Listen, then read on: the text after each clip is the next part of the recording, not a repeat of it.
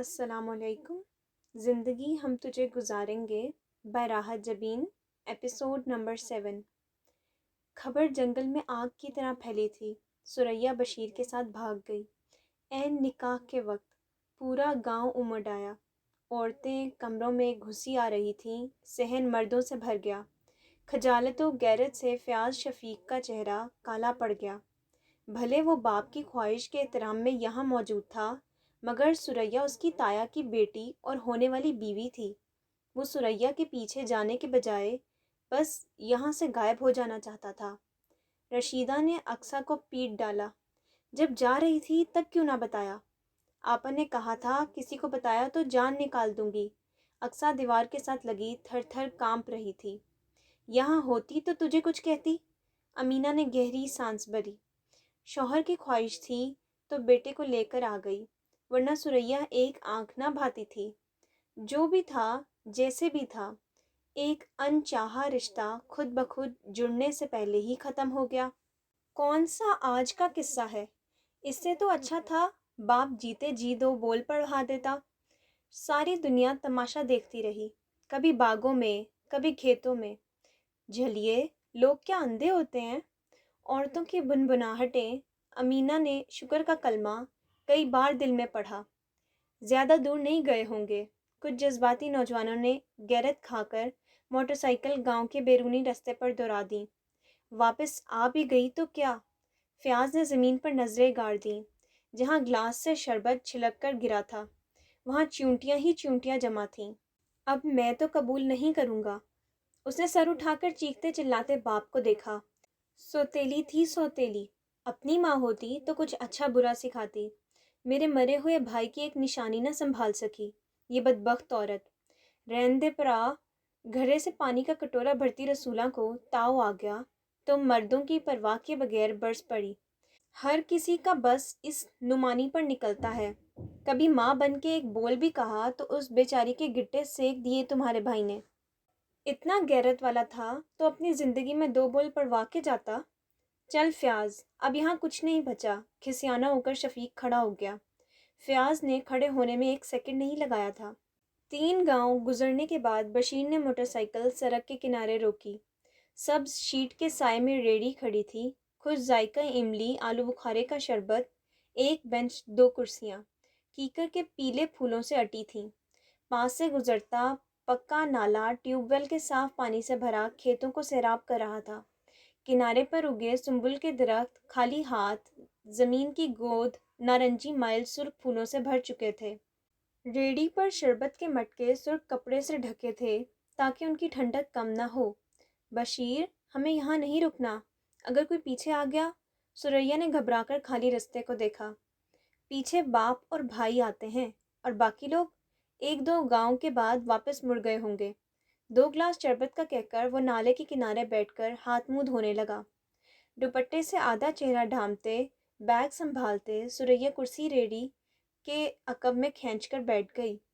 بشیر نے منہ ہاتھ دھو کر ثریا کی سمت دیکھا اور اوک میں پانی لے کر اس پر اچھال دیا۔ وہ ہڑبڑا کر مڑی۔ بشیر کو شرارت سے مسکراتا دیکھ کر اس کے تنے اعصاب ڈھیلے ہوئے۔ راستوں میں اڑتی خدشوں کی دھول مٹی چند چھینٹوں سے بیٹھ گئی۔ اس نے پہلی بار خود کو آزاد محسوس کیا۔ وہ تیار تھی اپنی زندگی اپنی مرضی اور من پسند شخص کے ساتھ جینے کے لیے۔ اب اسے اپنی معمولی خواہش کے لیے دوسروں کے ساتھ ہنسی بانٹنے، ان کا مکروہ لمس سہنے اور لذت کام و دہن کی تسکین کے لیے کسی کو لبھانے کی ضرورت نہ رہی تھی۔ وہ تھا اس کے ساتھ۔ ہر قسم کے خدشے کو جھٹک کر اس نے شربت کا گلاس تھماتے بشیر کو سر اٹھا کر دیکھا۔ اس کے سانولے چہرے پر پانی کے قطرے بہہ رہے تھے۔ اس کی چمکتی آنکھوں میں بلا کی کشش تھی۔ بشیر نے گلاس ہلایا جس پر ثریا کا ہاتھ رک گیا تھا۔ ثریا نے ہنس کر گلاس لے کر گھونٹ بھرنا چاہا، مگر اس پر تیرتے سیاہ بیجوں کو دیکھ کر بدمزہ ہو گئی۔ اسے تخم بلنگا کبھی اچھا نہیں لگتا تھا، مگر زندگی نے بھی قسم کھائی تھی اسے جو بھی ملے گا آدھا ادھورا ہی ملے گا۔ اس نے مایوسی سے بشیر کو دیکھا۔ وہ ایک ہاتھ میں نارنجی پھول مسلتا، دوسرے میں شربت کا گلاس تھامے شربت والے سے بات کر رہا تھا۔ دستک بہت زور سے ہوئی تھی، مگر کسی میں اتنی ہمت نہ تھی کہ اٹھ کر دروازہ کھولے۔ دروازے کے دوسری طرف کوئی عفریت تھا جو ان سب کو نگلنے آ رہا تھا۔ نرمین کچھ اور باپ کی پشت سے لپٹ گئی۔ انور حسین پھٹی پھٹی نظروں سے بند دروازے کو گھورتا رہا۔ نرمین چلی جا، ماں نے آخری التجا کی۔ نرمین نے نفی میں گردن ہلا دی۔ خدیجہ ایک گہری سانس بھر کے آگے بڑھی اور کنڈی ہٹا دی۔ جب سبھی خودکشی کرنے کو تیار تھے تو وہ کیا کر سکتی تھی؟ کاکا تیزی سے اندر آیا۔ انور بھائی، میں مراد سے مل کر آیا ہوں، اس نے کچھ نہیں کیا، وہ بے گناہ ہے، یہ سارا منشی کا کھڑا تھا، اس نے جان بوجھ کر مراد کو پھنسایا ہے، پر ہم اسے باہر نکال لیں گے، سب ٹھیک ہو جائے گا۔ کاکے کی آواز کے پتھر گہرے کنویں میں گر کر گم ہوتے رہے۔ کہیں سے کوئی آواز، کوئی تاثر نہ ابھرا۔ کاکے نے چونک کر ایک ایک کو دیکھا۔ زندہ انسان کہاں؟ بت تھے، اپنی اپنی جگہ چپ چاپ ایستادہ۔ کیا ہوا؟ کیا ہونا ہے؟ آ رہا ہے منشی نکاح کے لیے۔ خدیجہ خالہ تلخی سے گویا ہوئیں۔ انور حسین، کاکے نے بے یقینی سے اسے دیکھا۔ بھائی، تم کیسے مان گئے؟ یہ تمہارے سامنے ہی تو بیٹھا ہے، ہاتھ پاؤں چھوڑ کر۔ خدیجہ غصے سے بولی۔ دماغ خراب تو نہیں ہو گیا؟ مراد مرا تو نہیں ہے، آ جائے گا واپس۔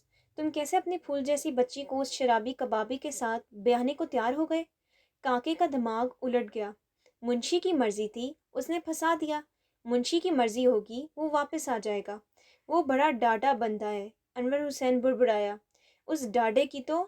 کاکے نے عورتوں کی پرواہ کیے بغیر بے دریغ گالیاں دیں اور ساتھ ہی نرمین کو بازو سے پکڑ کر کھینچ لیا۔ میرے بھائی کی منگ، اس کی امانت ہے، لے کر جا رہا ہوں۔ نہیں چاچا، نرمین نے خود کو چھڑایا، مجھے نہیں جانا۔ پتر، اس طرح مت کر، مراد تجھ سے بہت محبت کرتا ہے، مر جائے گا، میں تجھے اپنے ساتھ لے جاؤں گا، اپنے گھر میں رکھوں گا، مراد آیا تو وہیں سے رخصت کروں گا۔ سمینہ کی بجھی آنکھوں میں امید جاگی۔ انور حسین کی آنکھوں کی جوت اب بھی بجھی تھی۔ اس کے اعصاب ایک انہونی کے خوف سے بالکل معاف ہو گئے تھے۔ مراد آ گیا تو ابو چلے جائیں گے، آپ کس کس کو بچائیں گے بھیا؟ میری قربانی سے میرے گھر والے بچتے ہیں تو میں یہ قربانی دینے کو تیار ہوں۔ نرمین نے کمرے میں گھس کر کنڈی لگا لی۔ کاکے کا سمجھانا بجھانا، دھمکیاں کسی کام نہ آئیں، کیونکہ اس کی دھمکیوں میں التجا تھی، منت تھی، وہ خوف نہ تھا جو منشی کی دھمکیوں میں تھا۔ خدیجہ کی بس ہو گئی، اب اس سے زیادہ برداشت نہ تھی۔ وہ ڈوبتے دل کو سنبھالتی گھر کی دہلیز سے نکل گئیں۔ وہ اس سے زیادہ اس گھر کے لیے کچھ نہیں کر سکتی تھیں۔ کچن سے کھٹ پٹ کی آوازیں آ رہی تھیں۔ خدیجہ کچن کی طرف مڑنے کو تھیں کہ نظروں کی گرفت میں چارپائی کے پاس پڑا وہ چھوٹا سا بیگ آیا جو فروخت لے کر گیا تھا۔ وہ تھکے تھکے انداز میں چارپائی پر بیٹھ گئیں۔ مجھے بھی پانی پلا دو۔ آپ کیا مراد کا ولیمہ کھانے چلی گئی تھیں؟ فروخت پانی کے گلاس سمیت کچن سے نمودار ہوا، لہجے میں ناراضی تھی۔ خدیجہ نے خاموشی سے گلاس لیا اور پانی پینے لگیں۔ فروخت کچھ لمحے کھڑا اپنی گردن کھجاتا رہا، پھر پاس ہی بیٹھ گیا۔ تمہاری بہن کیسی تھی؟ ٹھیک ہیں، فروخت نے خالی گلاس ہاتھ میں لے لیا۔ سب ٹھیک ٹھاک ہو گیا نا؟ نرمین کیسی لگ رہی تھی؟ فروخت نے جھجکتے ہوئے پوچھا۔ کیسی لگے گی بیچاری؟ جس شادی میں خوشی کی جگہ مجبوری اور خوف ہو، وہ شادی والا گھر کم اور میت والا زیادہ لگتا ہے۔ اب یہ تو نہ کہیں دونوں ایک دوسرے کو پسند کرتے ہیں۔ فروخت کا حلق کڑوا ہو گیا۔ وہ جو پسند کرتا ہے وہ بیچارہ تو تھانے میں بند ہے، نرمین کا نکاح تو اس بدمعاش منشی سے ہو رہا ہے۔ گلاس فروخت کے ہاتھ سے گر کر کرچی کرچی ہوا۔ منشی؟ اس نے بوکھلا کر ماں کو دیکھا۔ اس مرن جوگے نے مراد کو تھانے میں بند کروا دیا۔ گھر والوں کو وہ دھمکیاں دیں کہ انور حسین حواس ہی کھو بیٹھا ہے۔ خدیجہ جیسے جیسے بتا رہی تھیں، فروخت کے اپنے اوسان خطا ہونے لگے۔ پسینے پسینے ہوتے وجود کو سنبھالتا اضطراری انداز میں کھڑا ہو گیا۔ کتنا چھپایا، کتنی رازداری برتی، پتہ نہیں کس کمبخت نے جا کر منشی کو بتا دیا۔ پھول جیسی بچی اس گینڈے کے پلے بند گئی۔ اللہ ایسا وقت کسی دشمن پر بھی نہ لائے۔ دل تو پہلے ہی بھرا تھا، وہ رونے بیٹھ گئیں۔ اللہ اس دشمن کو پوچھے، ہر خوشی کو ترسے۔ فروخت کا دل چاہا وہ اسی نہر میں کود جائے جس کے کنارے اس نے منشی کی گاڑی روکی تھی۔ یہ تو سوچا ہی نہیں تھا کہ آگے کیا ہوگا، بس مراد سے حسد کیا تھا، اسی سے بدلہ لیا تھا۔ یہ تو سوچا ہی نہیں تھا نرمین کا کیا ہوگا۔ متوحش سے فروخت نے روتی ہوئی ماں کو دیکھا۔ امی، امی روک لیں، یہ مت ہونے دیں۔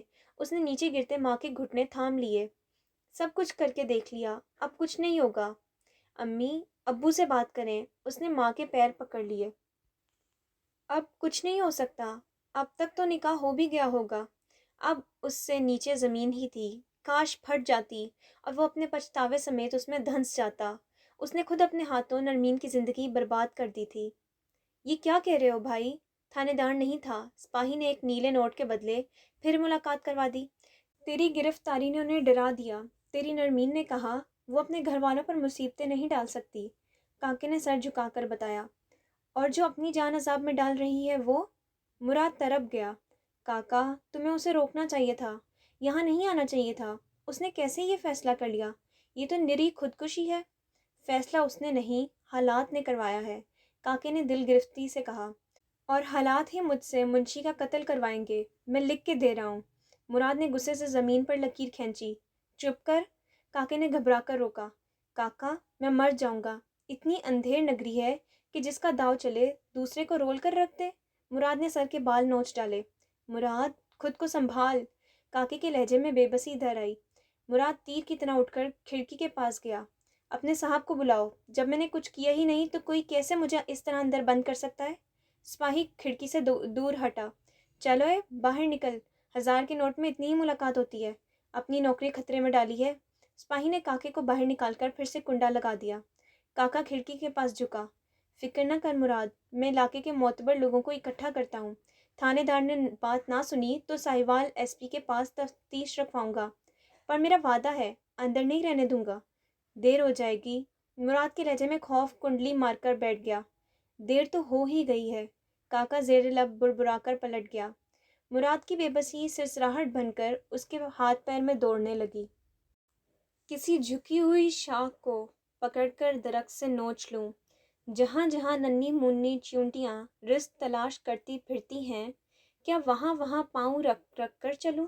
اور کیا ہمیشہ ہمیشہ کے لیے نرم اور دھیمے لہجے میں بولنا چھوڑ دوں؟ بولو، آخر کیا کروں؟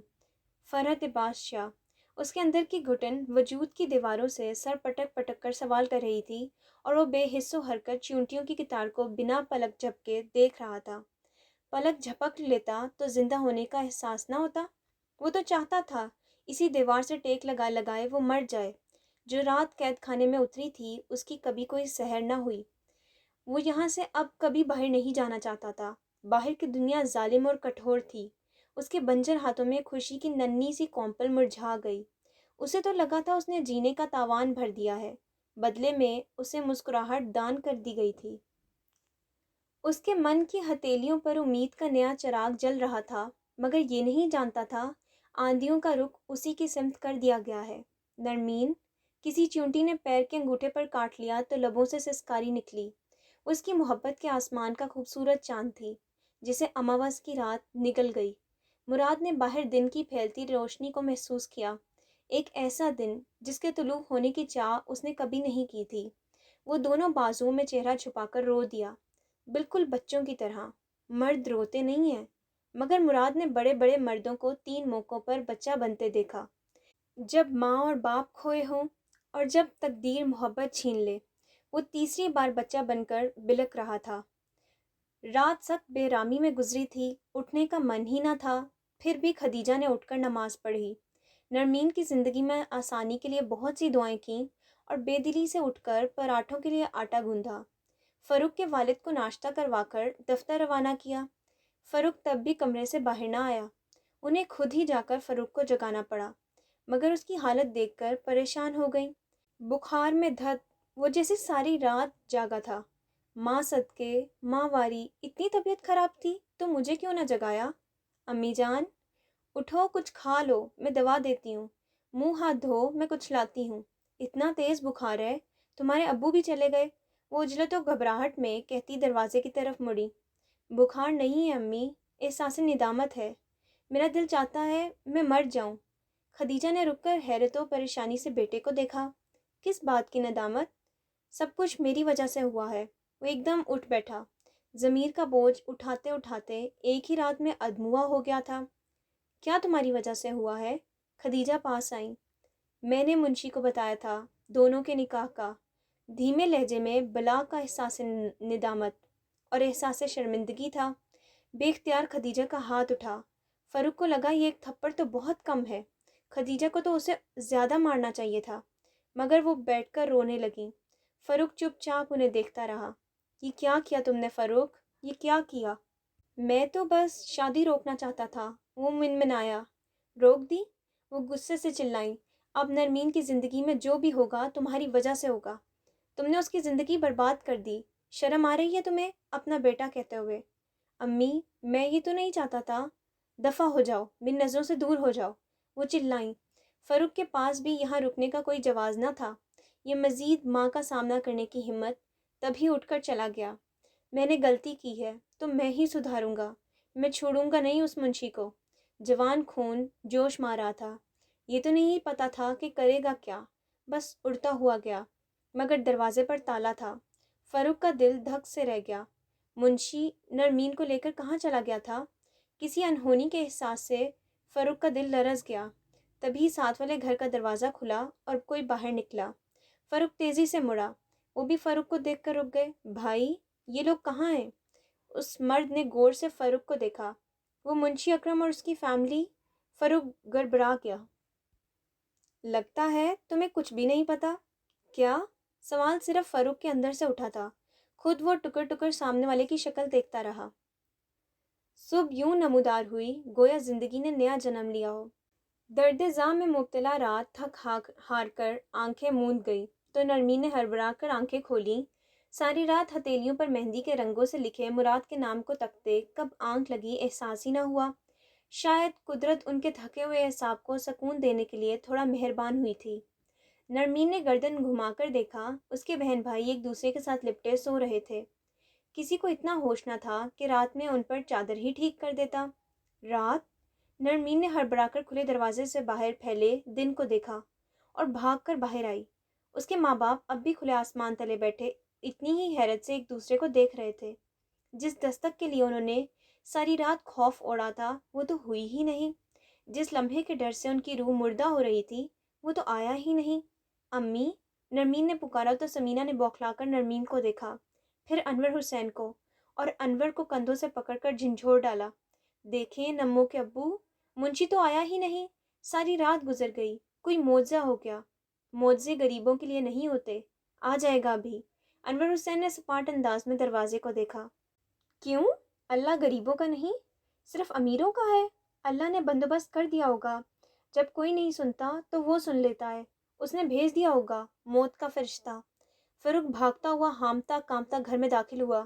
دروازے کی کنڈی نہیں لگی تھی اور اسے دستک دینے کا خیال بھی نہیں آیا تھا۔ اللہ نے موت کا فرشتہ ہی بھیجا ہے چاچی۔ مر گیا؟ سمینہ کو لگتا تھا موت ہی اٹل حقیقت تھی جو منشی کا راستہ روک سکتی تھی۔ کھڑا ہو، تھانے دار کے حکم پر مراد کسل منڈی سے کھڑا ہو گیا۔ تھانے دار نے اسے سر تا پیر دیکھا۔ میں تو تجھے معمولی سا لڑکا سمجھتا تھا جسے اکرم نے اپنی دشمنی میں پھنسا دیا، پر تو کوئی بڑا ہی چھٹا ہوا بدماش نکلا۔ کتنوں پر مشتمل گروہ ہے تمہارا؟ سر، کیسی باتیں کر رہے ہیں؟ ایسی کوئی بات نہیں ہے۔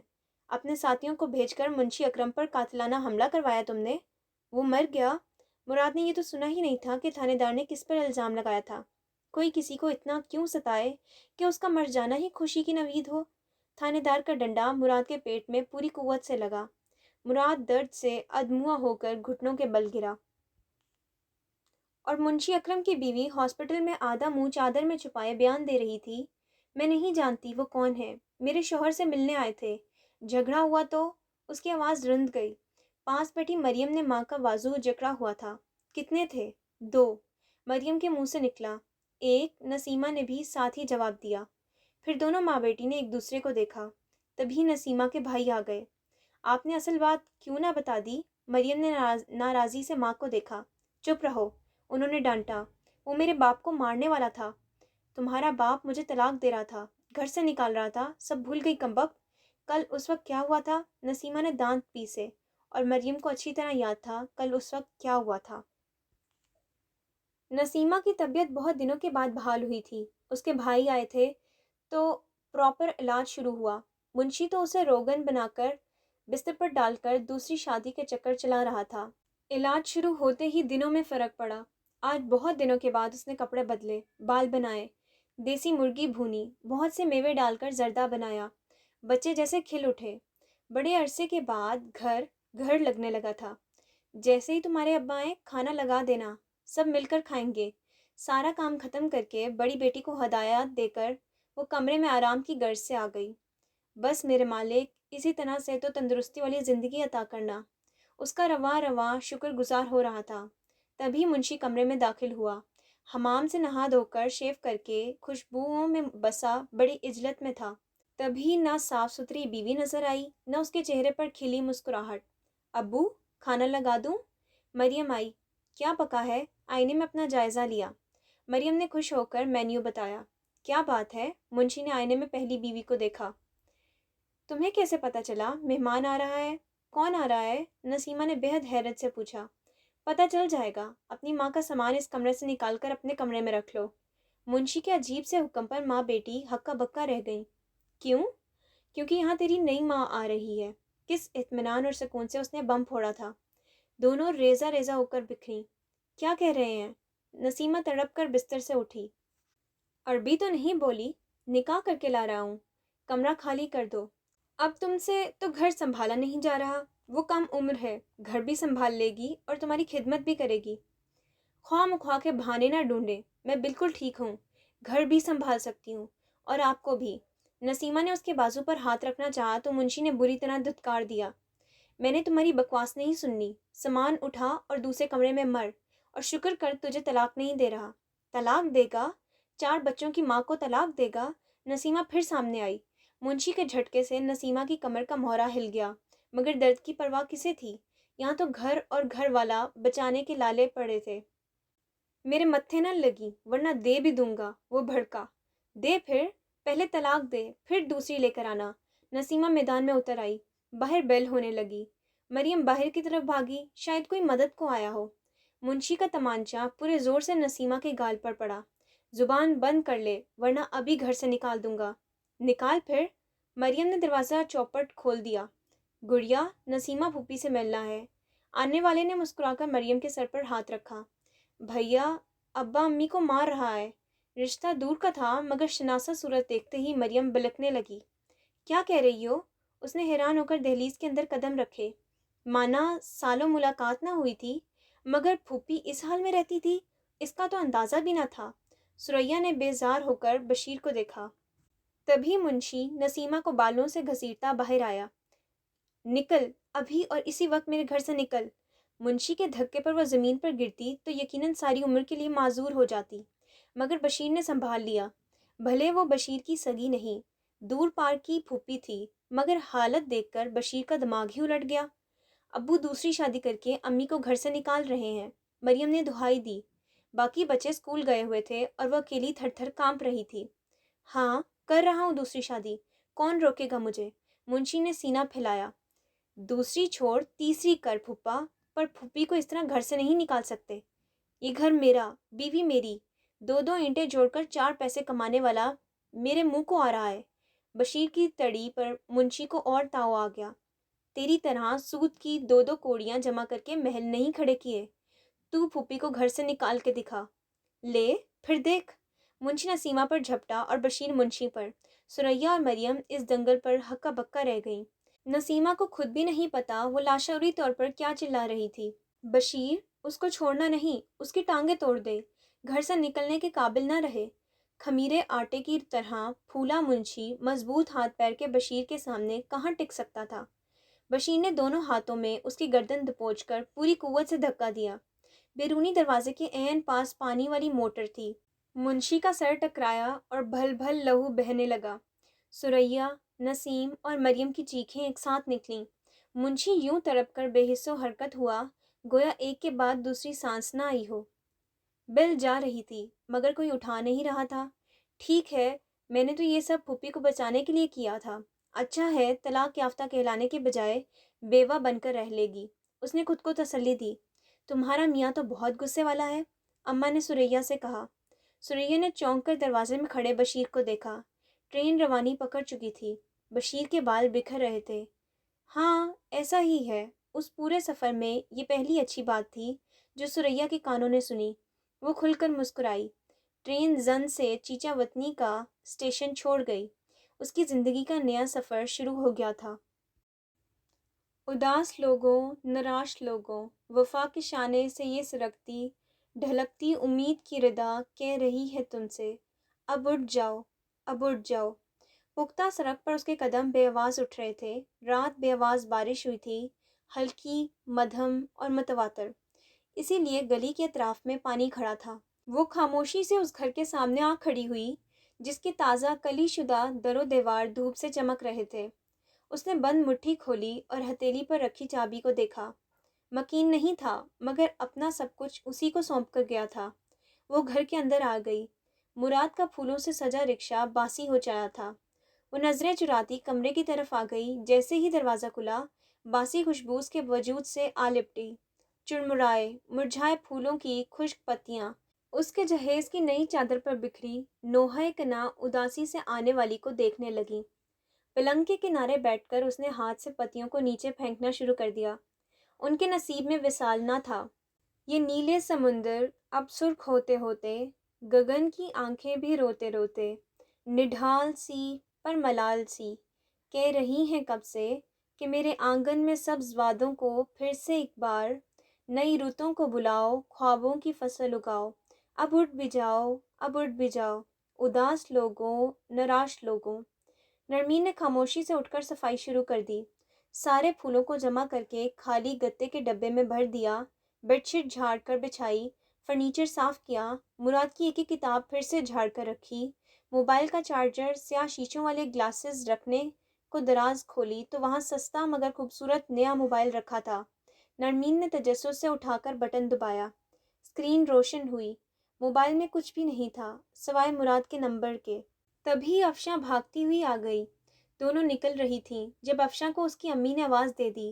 وہ جلدی جلدی ان کا کام کر کے بھاگ آئی۔ تم نے اکیلے ہی صفائی شروع کر دی؟ یہ کیا ہے؟ موبائل پر نظر پڑتے ہی اس نے موبائل اچک لیا۔ مراد کا ہے؟ نرمین نے نفی میں گردن ہلائی۔ مائی لو۔ افشاں نے محفوظ نمبر پر لکھا نام پڑھا۔ یہ تو مراد کا نمبر ہے، تم نے سیو کیا؟ مراد نے کیا ہے۔ نرمین نے اس کے ہاتھ سے موبائل لے کر دوبارہ ڈبے میں رکھ دیا۔ اللہ اللہ، اس نے یہ تحفہ تمہاری منہ دکھائی کے لیے لیا ہوگا۔ افشاں کے دماغ نے کلک کیا۔ ایسا ہی ہے۔ نرمین نے باقی چیزیں بھی دراز میں رکھ کر بند کر دیں۔ اور دیکھو اسے کتنا یقین ہے کہ وہ تمہاری محبت ہے۔ مائی لو۔ ہائے۔ نرمین نہال ہوتی افشاں کو چھوڑ کر چھوٹے سے کچن میں آ گئی جو اس کے جہیز کے برتنوں سے سجا تھا، اور وہاں ایک درمیانی سائز کا نیا فریج بھی رکھا تھا جو پہلے گھر میں کہیں نہیں تھا۔ گویا مراد نے اپنے مکان کو گھر بنانے کے لیے سارے ہی جتن کیے تھے۔ نرمین نے فریج کا دروازہ کھولا۔ نیلگوں ٹھنڈک کے مرگولے باہر آئے۔ فریج میں پانی کی بوتلیں، دودھ، پھل، گوشت اور جوس کے ڈبے رکھے تھے۔ نرمین کی آنکھیں بھر آئیں۔ اس کی ہر ضرورت کا خیال رکھنے والا تھانے میں بند اسے محبت کی سزا بھگت رہا تھا۔ اس نے بنا پانی نکالے فریج بند کر دیا۔ افشاں نے جلدی جلدی باقی گھر کی صفائی شروع کر دی، جبکہ نرمین کا دل بالکل ہی اچاٹ ہو گیا تھا۔ اس کی حالت دیکھ کر ہی افشاں نے اسے بیٹھ جانے کو کہہ دیا۔ مراد بھائی، فاروق آوازیں دیتا اندر چلا آیا، پھر نرمین کو دیکھ کر ٹھٹک گیا۔ وہ دروازہ کھلا تھا، میں سمجھا مراد بھائی واپس آ گئے ہیں۔ وہ شرمندگی سے گویا ہوا۔ میں اور افشاں ہیں، نرمین نے دھیمے لہجے میں بتایا۔ تم پریشان مت ہونا، مراد بھائی واپس آ جائیں گے۔ فاروق نے نرمین سے زیادہ خود کو تسلی دی۔ وہ آئے گا نا؟ پولیس والے اسے چھوڑ کیوں نہیں دیتے؟ نرمین نے بے تابی سے پوچھا۔ منشی کی حالت ابھی بھی خراب ہے، بچ گیا تو بیان دے گا۔ اگر اس نے مراد کا نام لے لیا تو؟ نام لینے سے کیا ہوگا؟ مراد بھائی اس وقت تھانے میں تھے۔ ہاں یہ تو ہے۔ نرمین کو تسلی ہوئی۔ فاروق نے چور نظروں سے مگر بغور اسے دیکھا۔ چند دنوں میں وہ آدھی رہ گئی تھی۔ کیا میں نرمین کو بتاؤں کہ یہ سارا فساد میری بدنیتی کی وجہ سے ہوا؟ فاروق نے سوچا اور خود ہی گھبرا گیا۔ نہیں، نرمین کو یہ بات کبھی نہیں پتہ چلنی چاہیے۔ ابھی تو خدیجہ نے اس سے بات کرنا شروع نہیں کی تھی، بلکہ مارے شرمندگی کے وہ نرمین کے گھر بھی نہیں آئی تھی۔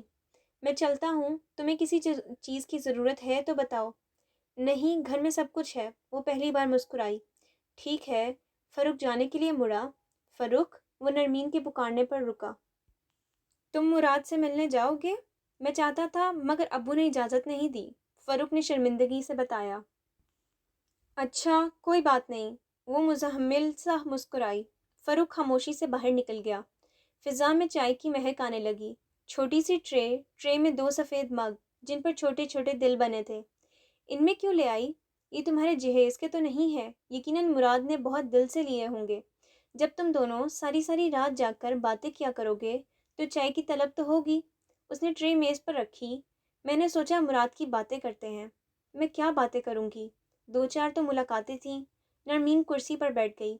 याद है जब वो पहली बार तुम्हारा बैग वापस करने आया था? पहली बार वो नहीं था। पहली बार मैंने उसके हाथ पर काट लिया था। दूर बागों में आम की घनी शाखों में छुपी कोयल की मधुर कूक दोपहर की खामोशी में छेड़ डालती थी। अक्सा बौखलाई होलाई खाली दीवारों से टकराती रहती। सुरैया के होने से कुछ तो रौनक रहती। कभी रशीदा से झगड़ती, कभी उसे डांटती जाती। सुरैया भी गई और रिश्तेदार भी यूं भागे कि मुड़ के ना देखा।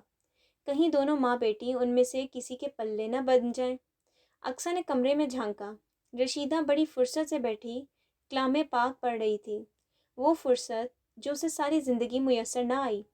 अब छप्पड़ फाड़ कर बरसी तो वो कलामे पाक पढ़ पढ़ कर मरे हुओं को बख्शती रहती। अब पता नहीं पहले वाले को बख्शती थी या दूसरे को। अक्सा ने झिड़झिड़ी ली। पता नहीं क्यों मगर अक्सा को लगता था कभी कभी वो सुरैया की तरह सोचने लगी है। अम्मा अब बस करो। और रशीदा ने उसकी बात मानकर आयत मुकम्मल की, कुरान बंद किया, मुख्तसर दुआ मांगी और कुरान पाक रख दिया। अक्सा ने महसूस किया उसकी माँ के चेहरे पर बला का सुकून और मलाहत थी। कबल अज वक्त आए बुढ़ापे की झुर्रियाँ जैसे मादूम होने लगीं। उसे अपनी माँ पहले से कहीं ज़्यादा खूबसूरत लगी। अम्मा तुम तो जवान होने लगी है पगले। ऐसी बातें कौन करता है? वो भी अपनी माँ से। वो दुपट्टे में मुंह देकर हंसी। मुझे लगता है तुम्हारी ज़िंदगी से सारी फिक्रें ख़त्म हो गई हैं। मुझे भी ऐसा ही लगता है। वो तकिया सीधा करके लेट गई। तो फिर बता दूं कि आटा ख़त्म हो गया है। घर में दाल चावल कुछ भी नहीं। तुम्हारी इद्दत पूरे होने में तो बड़ा वक्त है अम्मा। हम कहाँ से खाएंगे? अक्सर ने फिक्रों की गठरी बांधकर फिर से माँ की गोद में धर दी। रब वारिस है। हाँ वो तो है। अक्सर लाजवाब हुई। अम्मा आपा कहाँ होगी? रब जाने, पर जहाँ भी हो खुश रहे। अम्मा उसके लिए दिल से दुआ करती हो? अक्सा को शक हुआ। दुआ तो हमेशा दिल से दी जाती है, आगे रब सोने की मर्जी। हम शहर ना चले जाएं? अक्सा ने अजीब सी फरमाइश की। शहर में क्या है? शहर में मेरा भाई है। अक्सा ने इतने मान से कहा जैसे शहर के दरवाजे पर उसका भाई इंतज़ार में खड़ा हो। कौन से शहर में? रशीदा को बस इतना पता था, गांव की दहलीज अबूर करते ही शहर दर शहर का सिलसिला शुरू हो जाता है, और रशीदा ने कभी गांव की दहलीज अबूर नहीं की थी, इसलिए वो क्या जाने जिस ट्रॉली में बैठकर उसका बेटा शहर गया था वो कहाँ जाकर रुकी थी। जा रसूला के पास, उसको कह 5 किलो का आटा उधार दे दे, मैं काम से लगूंगी तो वापस कर दूंगी। शाम को चली जाऊंगी, अक्सा ने सुस्ती और मायूसी से कहा, मगर शाम होने से पहले चौधरियों के घर से कनक की बोरी आ गई और रसूला का लड़का आटा भी पिसवा कर ले आया। फिक्र तो वो पाले जिसका रब ना हो। रशीदा जेरे लब बुरबुराती मुस्कुराती आटा गूंथती रही। ये जुमला हमेशा अली बख्श कहा करता था। मरा नहीं, बच गया है। अफसोस। मुराद ने सर झटका। उन लोगों ने तुम्हारे साथ मारपीट की है? काके ने उसका हुलिया देखा। छोड़ो ये बातें, इख्तियार उनके हाथ में है, तो कुछ ना कुछ तो करेंगे। आप बताएं, नरमीन को देखा? वो कैसी है, ठीक है ना? काका उसकी बेताबी पर मुस्कुराया। ठीक है, तुम्हारे घर की चाबी दे आया था। जब तक तुम नहीं आ जाते वो ख्याल रखेगी। हाँ वो रखेगी। मुराद अंदर तक शांत हो गया। तुमने ये नहीं पूछा मुंशी ने बयान क्या दिया? मुराद ने सवालिया नज़रों से उन्हें देखा। काके ने गहरी सांस भरी।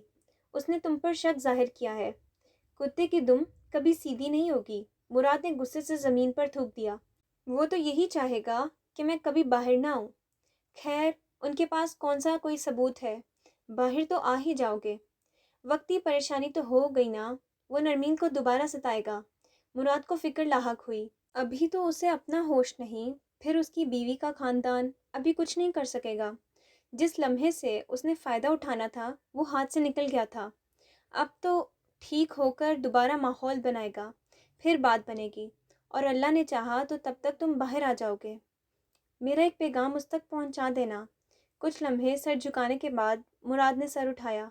किसको? اس کو جس کا نام لینے سے بھی میری زبان ناپاک ہوتی ہے۔ مراد کا لہجہ نفرت سے سلگنے لگا۔ کاکے نے سمجھ کر اس بات میں سر ہلایا۔ منشی گھر آ گیا تھا، ساتھ ہی خاندان اور علاقے کے لوگ امٹ پڑے جو اس کا پتہ کرنے آ رہے تھے۔ وہ بے بسی سے بستر پر پڑا انہیں آتے جاتے دیکھتا۔ نسیمہ کے میکے والوں کو اس کی دوسری شادی کی کوششوں کا پتہ چل گیا۔ وہ الگ بھپرے پھر رہے تھے۔ اکرم کو لگتا بشیر تو سر پھاڑ گیا ہے، یہ لوگ ٹانگیں توڑ کر بستر پر ڈالیں گے۔ نسیمہ اکیلی کمزور تھی، 4 بچوں اور خاندان کے ساتھ کھڑی ہوئی تو بھاری پڑ رہی تھی۔ تم دیکھنا، میں بشیر کو چھوڑوں گا نہیں۔ نسیمہ کو اکیلے دیکھ کر پھنکارتا۔ تو دیتے پولیس میں نام، کسی بے گناہ کو کیوں پھنسا رہے ہو؟ وہ تنک کر کہتی۔ بے یار و مددگار اس کے آسرے پر پڑا تھا، اللہ آخری وقت بھی دکھا سکتا تھا، ٹال دیا ہے۔ معافی مانگ لو ورنہ لاہور زیادہ دور نہیں ہے، جان دیتے ہیں میرے بھتیجے مجھ پر۔ یہ کھلم کھلا دھمکی تھی۔ منشی کھلم کھلا تل ملا بھی نہ سکتا تھا۔ کچھ بھی ہو، دل میں خوف تو بیٹھ ہی گیا۔ علاقے کے لوگ تیمارداری کے لیے آئے تھے، انہی میں کاکا بھی تھا۔ سب لوگ چلے گئے، وہ وہیں بیٹھا تھا۔ منشی صاحب رحم کریں، غریبوں کی آہ نہ لیں، ان بچوں نے کیا بگاڑا ہے؟ مجھے سب پتہ ہے، بھاگ بھاگ کر اس سے ملنے جاتا ہے، اس کے لیے پیسے خرچ کر رہا ہے، پر اب رب نے موقع دیا ہے تو چھوڑوں گا نہیں، جیل میں سڑوا دوں گا، نرمین سے نکاح نہیں کرنے دوں گا۔ بڑی ہی کوئی جہنمی روح تھی۔ کاکے کو تاؤ آ گیا، مگر ضبط کرتا تحمل سے کھڑا ہو گیا۔ اس نے یہی پیغام دیا ہے، جوان خون جوش مار رہا ہے، کہتا ہے سزا تو بھگت لی، اب جرم بھی کروں گا، باہر آ گیا تو چھوڑوں گا نہیں۔ ایک لمحے کو منشی کا رنگ فک ہو گیا۔ شریف آدمی کے لیے تو اس کی نیک نامی ہی سب کچھ ہوتی ہے۔ وہ تو نیلام ہوئی، تھانے کے احاطے میں، اب تو بے خوفی ہی بے خوفی ہے۔ کہتا ہے نرمین کے گھر کی طرف آنکھ اٹھا کر بھی دیکھا تو اندھا کر دوں گا، لگتا ہے جیل سے گنڈا بن کے نکلے گا۔ کاکے نے مزہ لیا۔ میرے گھر میں دھمکیاں دے کر جا رہا ہے، تیرا ہوٹل بند کروا دوں گا۔ کاکا ہنس کر مرا، منشی کی طرف جھکا اور آنکھوں میں آنکھیں ڈال لی۔ تو میرا ہوٹل بند کروا، میں تیرے کھاتوں کو آگ لگاؤں گا، پھر کرتے رہنا قرضہ وصول۔ وہ ہنس کر چلا گیا۔ منشی سے تھوک نگلنا مشکل ہو گیا۔ شریف آدمی شرافت چھوڑ دے تو بڑا خطرناک بدماش بنتا ہے، اس بات کا اندازہ منشی کو اچھی طرح تھا۔ انور حسین کا بخار نہیں اتر رہا تھا۔ وہ گمسم چارپائی پر اٹوائی کھٹوائی لیے پڑا رہتا۔ سمینہ دوا دیتی، دوا کھا لیتا، جو شاندہ پلاتی پی لیتا۔ چارپائی پر دھوپ ہے یا چھاؤں اسے خبر ہی نہ ہوئی۔ وہ کیا سوچتا ہے، کیا چاہتا ہے، کسی کو خبر نہ تھی۔ نرمین پاس آتی تو منہ پھیر لیتا، جیسے اس سے شرمندہ ہو، اس سے نظریں نہ ملا پاتا ہو۔ بات کرتی تو جواب دینے سے پہلے ہکلا جاتا۔ ابو جی کیا ہو گیا ہے آپ کو؟ نرمین پوچھ پوچھ کر تھک جاتی۔ مجھے لگتا ہے ابو جی مرنے والے ہیں۔ کونے میں مٹی سے گول گول گولیاں بناتے طلحہ کے کہنے پر حذیفہ نے مڑ کر باپ کو دیکھا۔ وہ چارپائی پر دونوں ہاتھ سینے پر باندھے چت لیٹا تھا، مکھیاں اس پر بنبنا رہی تھیں۔ مرتے کیسے ہیں؟ حذیفہ نے پوچھا۔ ایسے ہی، اس نے باپ کی طرف اشارہ کیا۔ اچھا؟ حذیفہ کو تعجب ہوا۔ اسے ابھی تک کوئی میت دیکھنے کا اتفاق نہیں ہوا تھا، جبکہ طلحہ ایک دفعہ ماں کے ساتھ محلے میں مرگ پر گیا تھا، مگر موت کا مفہوم دونوں کے ذہنوں میں واضح نہیں تھا۔ پھر سارے چارپائی کے پاس بیٹھ کر روتے ہیں، ہائے میرا ابا، ہائے میرا ابا مر گیا۔ طلحہ نے زانوں پر ہاتھ مارتی پوری پوری نقل اتاری۔ ایسے؟ حذیفہ کو یہ عمل خاصا پسند آیا۔ ہاں، طلحہ نے واحد دیکھی جانے والی مرگ اور میت کے لواحقین کی نقلیں اتارنا شروع کر دیں۔ حذیفہ نے اس کا پورا پورا ساتھ دیا۔ ہائے میرا ابا مر گیا، دونوں لوٹ پوٹ ہونے لگیں۔ مرتے ہوئے ابا کے کمزور اعصاب اس شور پر ذرا سا کسمسائے، مگر دیوار پار افشاں کی ماں کے ہاتھ سے گلاس چھوٹ گیا۔ نی افشاں، بھاگ کے دیکھ، انور حسین مر گیا۔ غسل خانے میں نہاتی سمینہ کی سمجھ میں کچھ نہ آیا، بس چوٹ کا احساس ہوا تو جلدی جلدی صابن اتارنے لگی۔ چھت پر گمسم بیٹھی نرمین نیچے بھاگی۔ ادھر وہ نیچے پہنچی، ادھر دھار سے دروازہ کھول کر افشاں اور اس کی امی اندر آئیں۔ ہائے میرا ابا مر گیا۔ دونوں نے اپنی اپنی قمیص کے دامن کو دوپٹے بنا کر چہرہ ڈھک لیا تھا۔ ابو جی، ابو، ہائے بھائی انور۔ اتنا شور سر پر دھمالے ڈالنے لگا تو انور نے ہڑبڑا کر آنکھیں کھول دیں۔ افشاں کی اماں کے منہ سے چیخیں نکلنے لگیں۔ نرمین باپ سے لپٹ گئی۔ آفشاں نے لپک کر دونوں کی گردنیں دبوچ کر زمین پر لگائیں اور دھم دھمک جتنے دھموکے برسات سکی ان پر برسا دیے، جن غریبوں کو پتہ بھی نہیں تھا کہ مار پڑی کیوں ہے۔ اللہ نے کرم کر دیا پھوپھی، میں نے کون سا جان بوجھ کر کیا تھا، بس غصہ آ گیا، بشیر شرمندگی سے کہہ رہا تھا۔ ثریا دوبارہ کھڑکی سے باہر دیکھنے لگی۔ بشیر نے اس کوٹھی میں ٹائلز لگانے کا ٹھیکہ لیا تھا، پھر کسی وجہ سے چند دن کے لیے کام رک گیا۔ کام کے دوران وہ یہیں سرونٹ کوارٹر میں رہتا تھا۔ ثریا کو سیدھا یہیں لے کر آیا۔ یہیں چند دوستوں کی موجودگی میں دونوں کا نکاح ہوا تھا۔ 4-5 دنوں میں ثریا نے زندگی کو نئے انداز میں دیکھا تھا۔ وہ کسی کی بیوی، کسی کی عزت تھی۔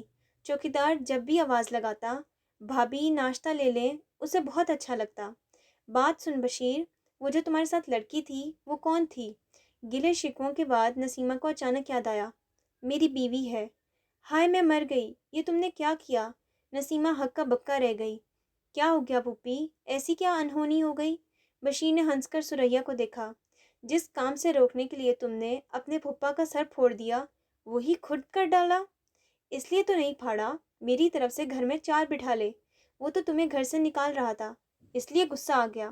مارے غصے کے پھوپھی نے کال ہی کاٹ ڈالی۔ چلو اب غصہ کر لیا، تم نے بات ہی ایسی کی تھی۔ ثریا ہنستے ہوئے پاس آ بیٹھی۔ ہاں بھائی، نیکی کا تو زمانہ ہی نہیں رہا۔ بشیر اب گھر چلو، کب تک یہاں بیٹھے رہیں گے؟ کیوں، یہاں کیا تنگی ہے؟ اپنا گھر تو نہیں ہے نا؟ یا پھر تمہارا لاہور میں گھر ہے ہی نہیں؟ ثریا ایک دم مشکوک ہوئی۔ چلو تم عورتوں کی عقل بھی نہ، بس گھر ہے نا تمہارے پاس؟ ثریا کی سوئی اٹک گئی تھی۔ نہیں ہے، بشیر نے سنجیدگی سے جواب دیا۔ کیا مطلب، گھر نہیں ہے؟ ثریا ہکا بکا رہ گئی۔ گھر ہوتا تو تمہیں یہاں لے کر آتا۔ بشیر نے دونوں ہاتھ سر کی پشت پر باندھ کر دلچسپی سے ثریا کو دیکھا، جس کا رنگ فک ہو گیا۔ جس گھر کی ملکہ بننے کا خواب لے کر وہ آئی تھی، وہ گھر تو تھا ہی نہیں۔ تو پھر تم مجھے یہاں کیوں لے کر آئے؟ تم نے ہی تو ضد کی تھی۔ بشیر نے سیدھا ہو کر اس کی آنکھوں میں جھانکا۔ کچھ لمحے ثریا کے منہ سے کچھ نہ نکلا تو بشیر کو ہنسی آ گئی۔ جھلیے، اس نے پیار سے ثریا کے گال پر چپت لگائی۔ کر تیاری، چلتے ہیں۔ میں نے تو سوچا تھا 4 دن سکون سے یہیں رہیں گے، مگر تجھے بہت جلدی ہے گھر کے جھمیلوں میں پڑنے کی۔ ثریا بے یقینی سے اسے دیکھے گئی۔ مذاق کر رہا تھا پاگلے، آئندہ نہ کرنا۔ میری جان نکال دی۔ ثریا کی اٹکی ہوئی سانس بحال ہوئی۔ میں تو ساری کشتیاں جلا کر آئی ہوں، پیچھے تو کوئی رہا نہیں، بس ایک تیرے بھروسے۔ اس بات کو یاد بھی رکھنا۔ کون سی بات؟ ثریا بے خیالی میں گویا ہوئی۔ یہی کہ ساری کشتیاں جلا کر آئی ہو۔ اس کے لہجے میں عجیب سی پر اسراریت در آئی۔ رکشہ ایک چھوٹے سے گھر کے سامنے رکا۔ ثریا نے رکشے سے اتر کر ادھر ادھر دیکھا۔ گلی کے دوسری طرف 3-4 کھانے پینے کی دکانیں تھیں جو جمعے کی وجہ سے بند تھیں۔ جس گھر کے دروازے کے سامنے رکشہ رکا وہ سال خوردہ اور بوسیدہ، جس کے نیچے سے پانی بہہ کر سامنے والی 2 سیڑھیوں کو گدلا کر رہا تھا۔ رکشے والے کو پیسے دے کر بشیر نے ثریا کا بیگ اٹھایا اور آؤ کہتے ہوئے قدم آگے بڑھا دیے۔ یہ ہے تمہارا گھر؟ ثریا نے بدمزہ ہو کر پوچھا۔ رکشہ پھٹ پھٹاتا ہوا چلا گیا۔ ہاں یہی ہے۔ بشیر نے 2 انگلیاں دروازے کی درز میں ڈال کر ایک ڈوری کھینچی تو لاک کھل گیا۔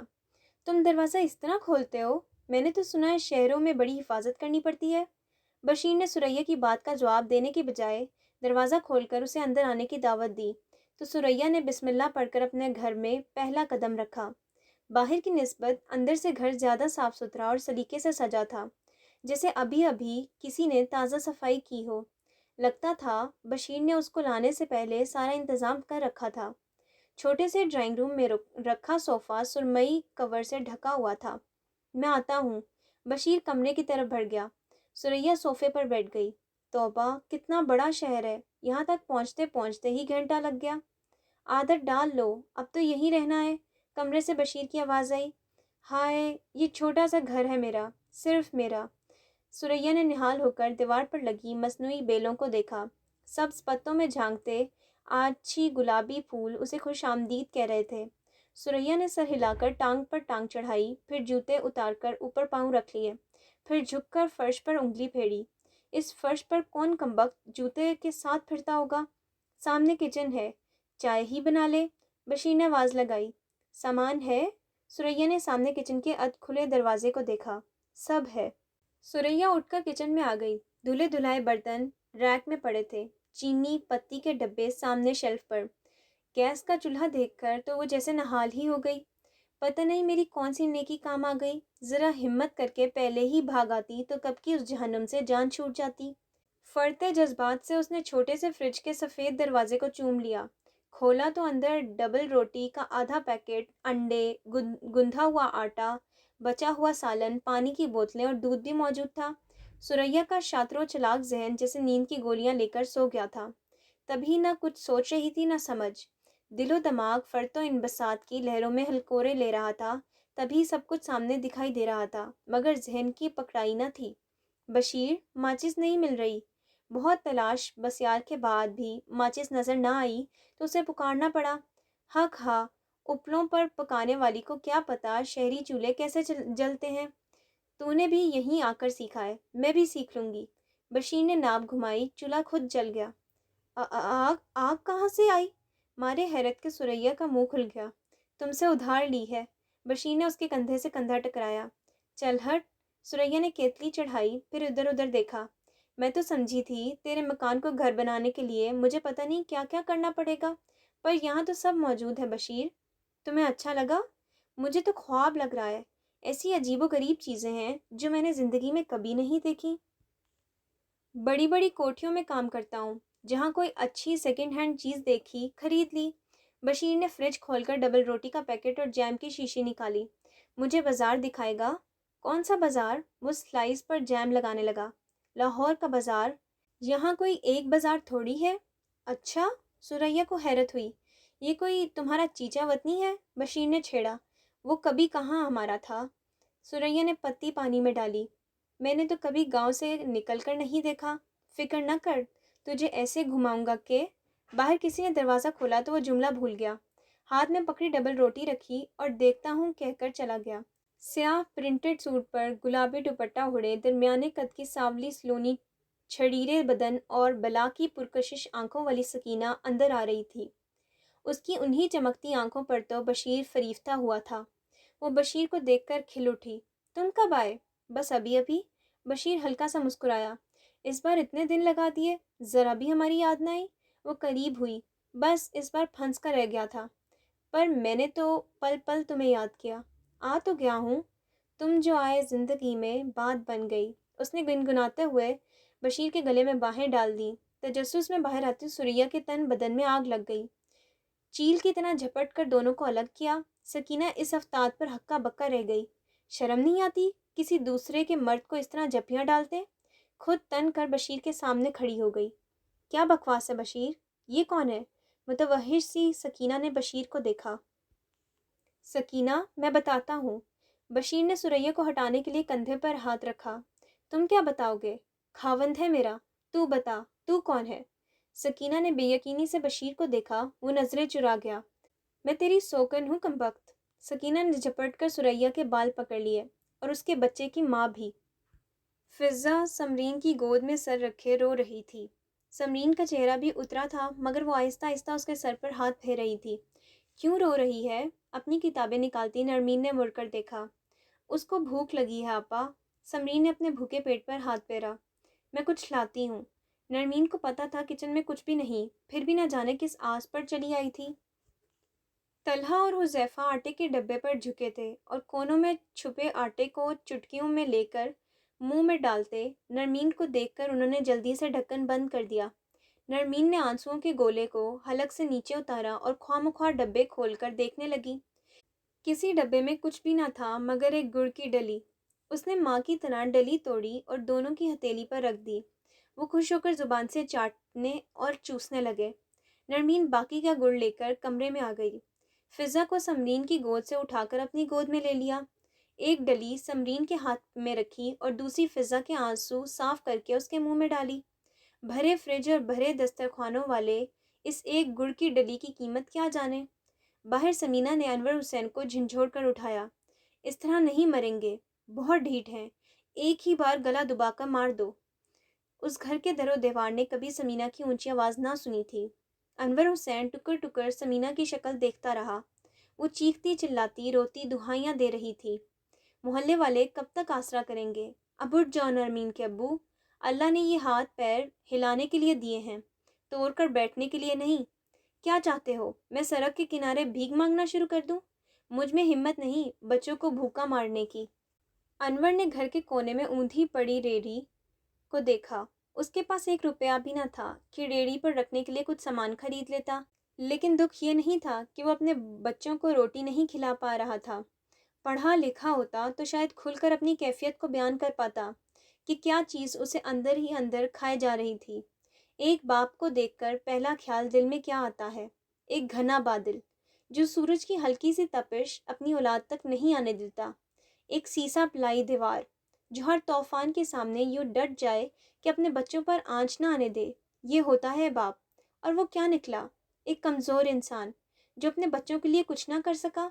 بے بسی دنیا کی سب سے بڑی ذلت ہے، اور انور حسین نے اس ذلت کا زہر چکھ لیا تھا، تبھی تو پورا بدن نیل و نیل ہو رہا تھا۔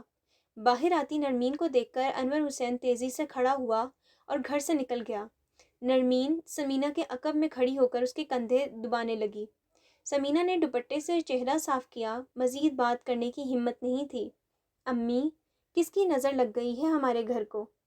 اللہ ہی جانے کیسے کیسے حالات آئے۔ آج تک تمہارے ابو نے بچوں کو بھوکا نہیں سلایا، اور اب کیسے بیٹھے ہیں جیسے فکر ہی نہیں۔ اب اٹھ کر چلے گئے، ریڑھی بھی لے کر نہیں گئے۔ امی، میں سوچ رہی ہوں دوبارہ سے ٹیوشن شروع کر دوں۔ نہیں نہیں، تم گھر سے نہیں نکلو گی۔ کیوں؟ کون جانے وہ بدبخت کہیں راستہ روک کر کھڑا ہو جائے۔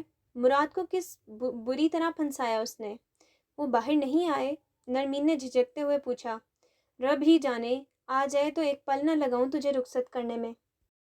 Subscribe my channel for more videos.